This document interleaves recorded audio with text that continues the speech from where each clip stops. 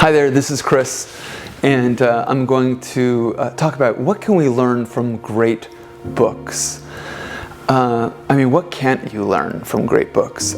Certainly there are some things that you can't learn. You can't learn how to think on your feet.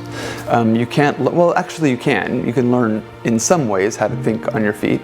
I think what great books give and what we can learn from them includes learning how to think on your feet, literally, because there's a way to do that. There are principles that other people have come up with, and people who deserve the microphone, to be able to say, hey, this is what works. I also think what we can learn from great books is a certain richness of human experience in terms of learning about the things that have happened on this same earth that we live on, and from that, I think a certain texture and a certain understanding and a certain appreciation comes from reading about the sheer magnitude and richness of what has transpired here through books on history or novels that take place in the 19th century or 15th century China or 11th century Italy. We get a sense of, oh, this is what's transpired here.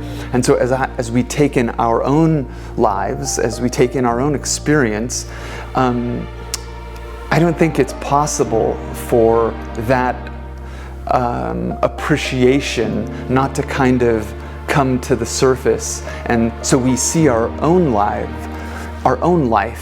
in a sort of narrative,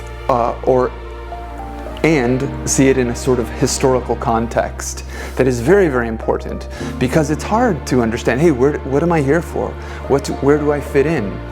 So great books can help us understand, well, that we have a place, and that place is very, very important. And why? Because the people that we read about are really different in terms of their genetic makeup or DNA than us. Physiologically and genetically, the difference between us and anyone, even the greatest people that we read about in great books, is tiny. It's practically nothing. And so those are some of the things that I think great books, what can we learn from great books? We can learn tons. That's it for now. See ya.